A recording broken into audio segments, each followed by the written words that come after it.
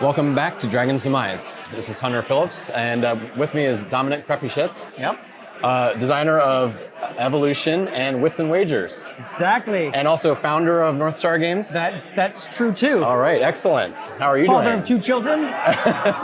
We'll just rattle off the whole biography. Lover of the color blue. So this is part of our Jenga interviews. So we have 3 colors of blocks in front of us: blue for board games, red for industry, and green for just random questions. Would you like to make the first poll? I guess. All right. I'll figure this out. All right. So I'm just. What was red? Red is yikes. industry. Blue. Green is random. Blue is board games. Yeah. This is what we're doing. Oh, it's supposed to be the first one you touch. That's what you were saying. I've never played with real. Okay, wait. I don't. There's not a question on here. No, So we get to ask the questions. You ask a Yes. question. Okay. I think Truth or Dare is like questions on there. All right. So, what is the first board game that you ever designed? Not even just the ones you published. Just anything you just designed. I'm going to talk about the first and second. It's a all twofer. right. Great. So I've got a lot of hobby games from like 6th grade on that Yeah. I designed, but I never finished them. Okay. In 7th grade, I finished a game for a class Ooh. on Sword in the Stone. Ooh. But that's not the one I love. The one that I love was in 8th grade. I designed a game that got so popular at school. There were about 30 people playing consistently every day that I got banned from school. That's impressive. That was fun, yeah. Care to tell us about it? It was, so this is early 80s, maybe 81 to 82. It had action points, which I had never seen. I thought I made them up, but now they exist. It was a war game, and you would take your half. It's kind of like a Stratego-ish war game where you take your half and you place your armies. And we did it on graph paper. So we'd like cut the paper in half. You would do it during one class. Your side, you'd make each side, like tanks cost 10, guys cost what, helicopters cost whatever, and you made like your war. And then you'd tape it together, and then you would get 4 actions per turn, and you could moving cost 1 action and shooting cost an action. So it was This just actually sounds a lot like a game that I played just with my family when I was 10. We would take pieces of paper and draw out like guys with guns and tanks and artillery and airplanes flying overhead. And then you would put the 2 pieces of paper next to each other, and then you would draw out the like gunshots and like the explosions from everything and see who had the most guys that survived. Wait, you would just draw it like you just tell a story. It wasn't like Basically. Yeah, So there wasn't really like a game per se, but it was a lot of fun. It kind of sounds like that. it's exactly like that. I gamified it. I made That's movement awesome. Stuff. All right, let's see what I can get here. All right, so this is gonna be a random question. So wait, you're asking me still? Yep. Okay. I get to ask you all the questions. You can counter. I was like, I'm counter-examine gonna have me to ask a question. whenever you want. What is your favorite type of cuisine? Indian. Ooh, good one. Any particular dish? I love like spicy coconut curry. Ooh, that's good. I can get behind that. It's good. Next one for you. Yeah. All right. I'm gonna just not try to kill myself. Going for those blues. Well, they're all I'm just going for the centers. So, what is the inspiration behind the board game Evolution, which you designed? So the inspiration, I should be talking to the camera too, I guess. Yeah, you can go back and forth. Okay. The inspiration is a game that I played that a Russian biologist designed called Evolution: Origin of the Species. And some Italian friends brought me in and said, hey, you should bring this to the US. No one has it in the US. And so I played it, and I was inspired. It brought an ecosystem to life, and I was like, there's like a real ecosystem here, and I loved it. And there were just some things about the game that I thought just didn't work quite right, so I wanted to like smooth it out. Are you still in touch with those people now? Yeah, they actually license Evolution from us. So they were wanting to license to us. We got this whole contract out, and the more we played it, the more we're like, we really don't want your game. We just want to build off of your game and create our own game. And so at some point, we just changed the whole contract around and gave them back their game and just said, we just want the rights to build on your mechanics. And so now they license Evolution from us. And I think they're selling more copies of our game now than their game. Interesting. All right, let's see if I can get one down at the bottom here. Ooh, that was easy. Oh, that was dangerous. This guy's dangerous. I like to live dangerously. All right, so this is a question about the industry. Well, as we discussed before the interview started rolling, you have had some very successful games as far as like units produced and pushed out there. What was the experience like when you like went and you were like printing like the first run of the game, and you know how long did it take before those things took off? So Wits and Wagers is our biggest game. I think the first year we were partnered with a bigger company called Eagle Games, and I think they sold 2,000 units in the first year, and then I think we sold 5 or 7 in the next year, and then 20,000, and then 50,000, and then 100 and something thousand. And I think now we sell about 100 and something thousand a year. Wow. So, I mean, every step was big. Yeah. Like, how did that feel going through that roller coaster? Yeah. Awesome. Yeah, it was a roller coaster because actually one of those big jumps is when we went into Target. And the Target buyer came to us and said, I don't know what you did for the test. Do you have a lot of relatives and friends that you just told them to go in and just buy your games out or what? And we're like, no. He's like, because we had it in test like 60 stores. He's like, all right, well, we want to carry it nationwide, which is in like 2,000 stores. Maybe it was 1,800. And he's like, is that a problem? Can you do that? And we're like, so we need $400,000 in 3 months. No. That's not a problem. We can do that. So we basically said, no, it's not a problem. We'll just have to raise $400,000 in 3 months. Wow. And so yeah, there was a roller coaster, and we did it. You know. That's awesome. All right, it's your pull. My pull. All right, now you think I'm leaning towards blue, but I'm not. I'm just a center boy.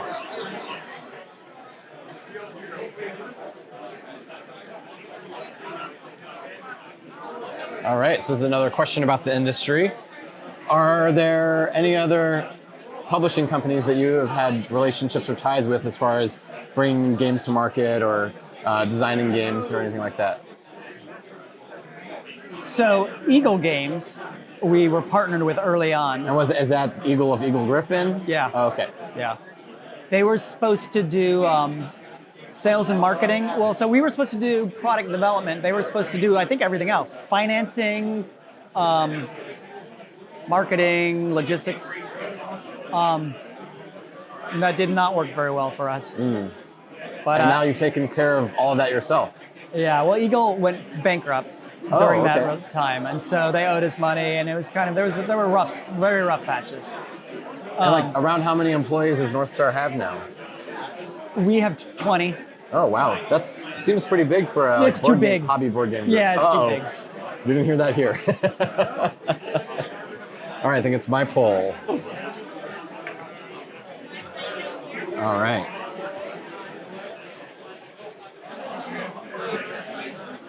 What's currently your favorite board game? Oh. That's not designed by you. That's not designed by me. Yeah. I don't play any other games. Jenga, I guess. Yeah? No, I'm kidding. My favorite game, so I don't really have a favorite game. If you want, you can choose categories and your favorite in each category. So I'm going to just say, this morning, played 2 games with my family over breakfast. It's a beautiful day today. Yeah. We were eating outside. I have pictures.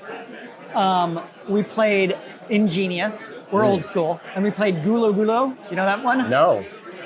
And Gulo Gulo was so much fun. Now my kids are 6 and 9, and it is a dexterity game where you try to take eggs out of a dish. And so if you have small fingers, you have a big advantage.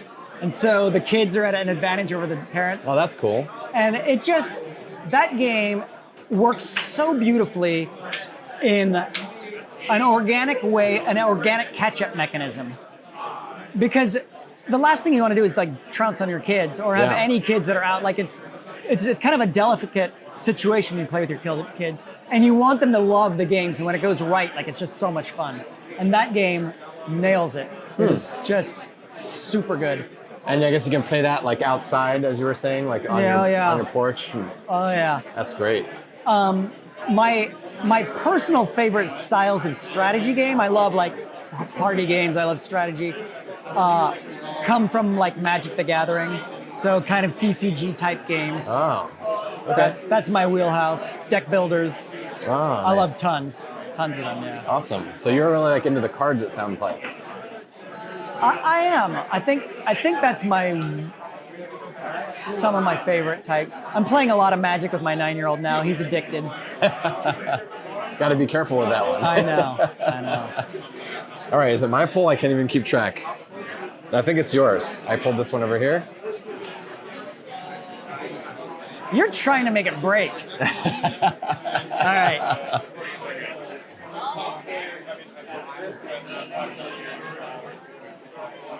Whoa. Stay over here, baby. All right, this is a random question.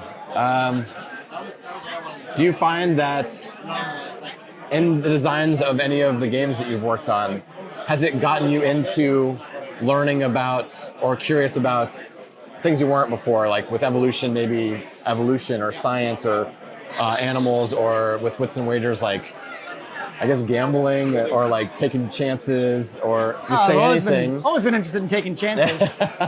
Or maybe with say anything, you know, the creativity of like wordplay and that sort of thing. I would say lots of games, like traditional Euro games, have gotten me interested in time periods and aspects of history that I didn't know anything about. Evolution. So when we started doing evolution, I read a lot about ecosystems, how ecosystems work, the oceanic ecosystems, climate, understanding how like big animals dissipate heat or don't dissipate heat, and what allows animals to live in hot zones or cool zones. I mean, I did tons of reading. Why volcanoes make the temperature drop, you know, and so we learned all the science for all that type of stuff. Yeah. And it's all fascinating and amazing. I bet. Like this. Lobsters don't age. Did you know that? I've heard that before. Do you even know what that means? That they just, their cells don't start breaking down. Kind of, yeah. Do they just keep growing? Yeah. They die of bigness. That's how they die. Like their body just can't support them anymore. And they just... So aging is like, there's this thing called telomere, which does something, I don't even remember what, but it wears away, and so then when the DNA splits, you get like mess ups. So that's like the process of aging, I guess. And so they have this thing called telomere repair, where they're repairing that thing. So their DNA is going to split and replicate. So it sounds like in the future, that's like something we should like splice with our own DNA that we can live forever. Yeah, we could just live forever and die of bigness. All right, now I have to try and get a blue one because I have a really burning question. Oh. All right, so I am personally a fan of like transhumanism and transhumanism and like cyberpunk and like modifying the human body and like cybernetic implants and stuff. So with designing games and learning all this about these different things and making all these different versions of evolution, would you ever see, instead of doing animals, maybe doing something that's like in the future and do it with like humans and with like modifying the human genetic code? Yeah. I've worked a little bit on not cyborg. So what did you call it? Transhumanism. No, but I've worked on something where it's more like future robots that are, but basically what you're saying. Just trying to figure out how to put a future science fiction theme on it. Oh my God, I would love that. Would you? Yeah. We've had a lot of requests for that. I mean, my mom was a So microbiologist. kind of like in space, aliens, and yeah. Say it again. Microbiologist. My mom was a microbiologist. So like, I actually bought Evolution for her and my dad years ago to try and like find something to play with them. It was like, it doesn't feel like it was too complicated, but sometimes my parents are smart, and I thought they would do it, and it was just like one step too far for them. But I kind of hope to like maybe convince her again. Evolution in the beginning. Any suggestions? Well, Evolution in the beginning. Okay. So this is the biggest step in it, going from Evolution to Evolution in the beginning, is playing with my parents who used to try my strategy games. I don't ever try to get them to do it anymore, and me just not understanding what they didn't understand. Yeah. And I was getting exacerbated. I'm like, I don't understand what's difficult, and so I was like, okay, let's do something different. You tell me how you're expecting it to be. And so I started just redesigning it right there on the spot. And then they're like, yeah, that would be so much better, but let's go back to the real game so we can help you now. And I'm like, no, you've helped me. This is the real game now. Let's just keep playing it out, and I'm going to keep figuring out how to tweak it to make it work. So maybe the same thing would happen with your parents. Yeah. They can do Evolution in the beginning. That sounds cool. I might have to try that, because I'm always looking for games to play with my mom. She plays Ticket to Ride and that sort of thing. So. Yeah, this is a 2 steps up from Ticket to Ride. Okay, cool. I'll have to try that. I think it's your pull now. Oh. Yanksy. All right. I'm a middle boy, as you can tell. I'm a middle child. All right, an industry question. Where do you see yourself in the industry in 5 years? So I started North Star Games in 2002, 2003, because I wanted to design games. And as we grew the company, everything else took over. And I'm now at that age where I really need to start designing games, or my window will be closed. So over the next 5 years, I'm going to mostly break away from all business, entrepreneurship, marketing. Well, that's why you have all these people working with you now. So you can go do the fun stuff. Yeah, exactly. Yeah, so I'm gonna be more of a full-time game designer. Like in 5 years from now, I'm gonna hopefully be just be designing games. What does your workday look like right now? Oh God, emails. I get 100 emails. I get 100 emails a day, 50 to 100 emails a day. And then I mostly am doing product development and marketing. But then I'm also running the company, and we're doing finance, we're doing accounting, where there's HR. I mean, with 20 people, there's always some fire somewhere to discuss. So I'm pulled into like just tons of meetings. All right. I don't like meetings. I only like meetings when everyone just listens to me. Exactly. All right. Is there a designer out there that you would be like your dream to work with on a co-design? So I would love to work with tons of people on co-designs. All right, let's start going down the list. But if I were going to choose one, God, it'd be so hard. One would be Vlad. I love Vlad because I don't think any of his games are my favorite, but I love his breadth. I love that he's like tried party games and he's tried word games and he's, so I love that. So he's one of my. Vlada Chvátil, right? What? Vlada Chvátil? Wait, what? That's what you're talking about, right? That's his last name, right? Yeah. Yeah, I can't pronounce his last name, so I call him Vlad. I could be saying it wrong, but. Yeah. But of CGE.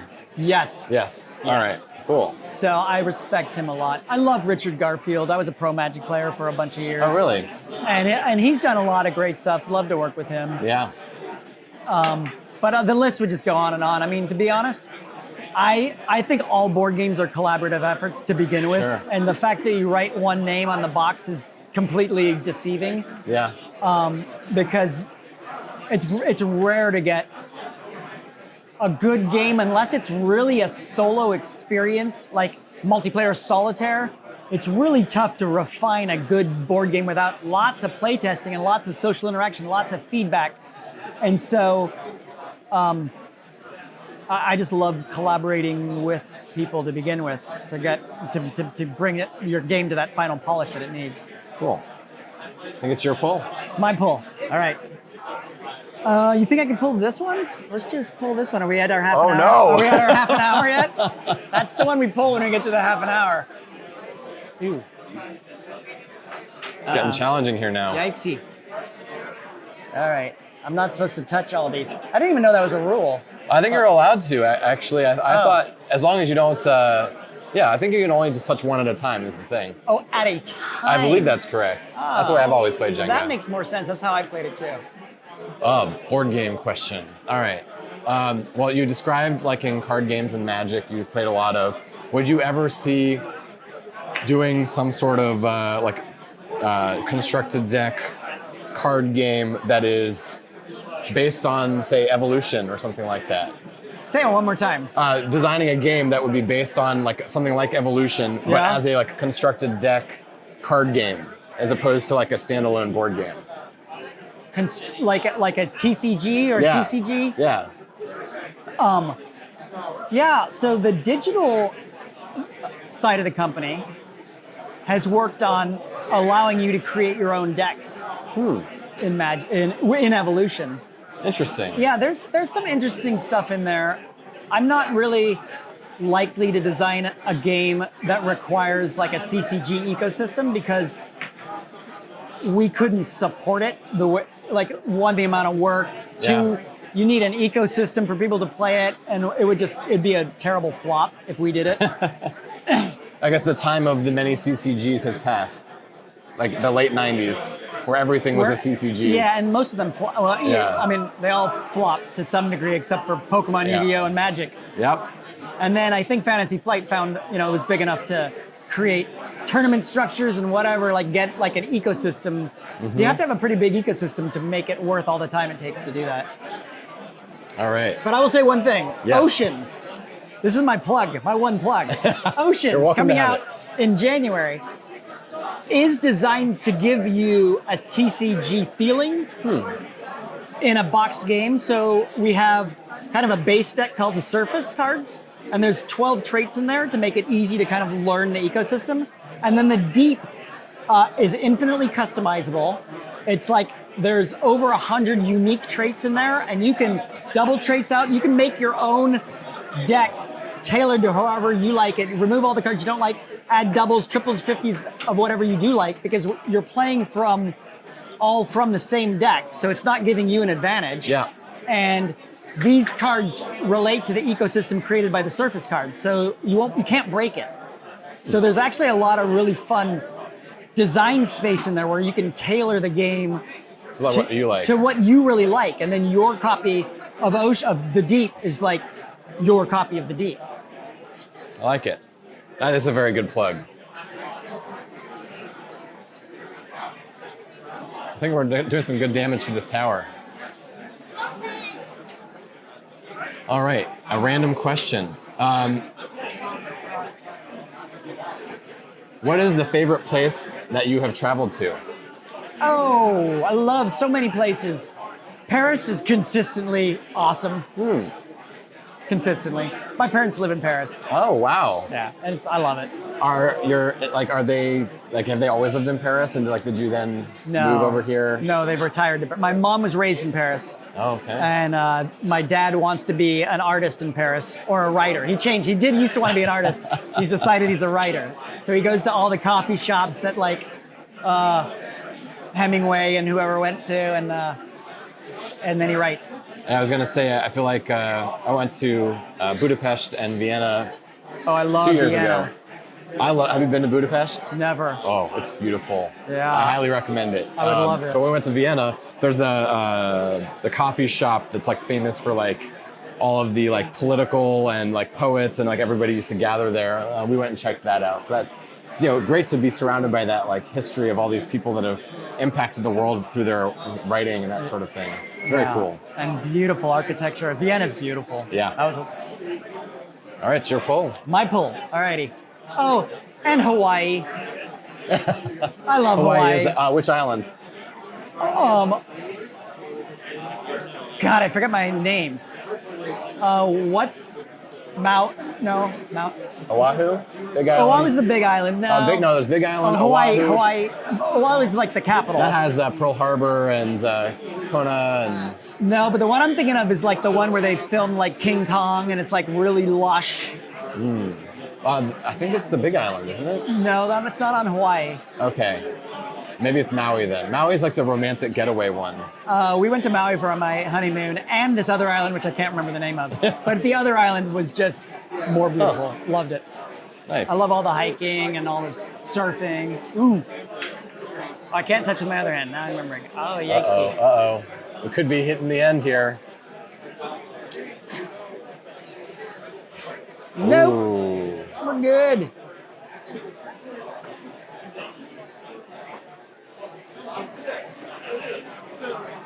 All right, I'm going to go with one of my wife's favorite questions to end this thing. Oh, we're ending it. What hobbies do you have outside of board games? I am a soccer player. Love soccer. I compose classical music, which is why I love Vienna. They got tons of classical music there. Mostly now it's just soccer, company, dad, and designing games. Do you play any instruments if you're also composing? I play piano, yeah. Oh, wow. Cool. That is one step beyond me. I love music, but I can't do it myself. I'm very impressed by people that can do it. It takes so much time and dedication. So much time and dedication. Yeah. If I don't see a turnaround about 2 weeks, I'm like, time for something else. I basically shelved. Actually, this was a true story. This is a true story.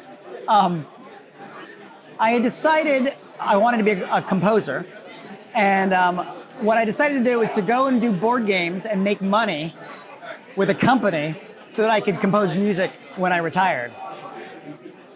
And then after a while, I was like, that's not happening. The making money part's just not happening. So I've kind of just stopped having all these dreams. Like, I have so many compositions. I've been just like putting them off to the side and more saying, okay, my creative outlet is designing games. Now I kind of really am curious. I know last year that Symphony No. 9 was like a game that came out that was sort of music themed. Do you see yourself doing anything like to combine those two together at all? No. Okay. I don't know why. No. No. All right, well, why don't you do your best to destroy this thing? That's how we end this thing. Yeah. The tower has to fall. All right, well, I want you to ask me a question about the... I can't even take that one out. A question about Well, let's just spin this around a little bit. Oh! Wow. We're good, right? All right. Oh, I thought you were going to get another one. That was great. I feel like I want to play Jenga like that now to really freak some people out. Thank you so much. It's been a pleasure. Hunter. Appreciate it.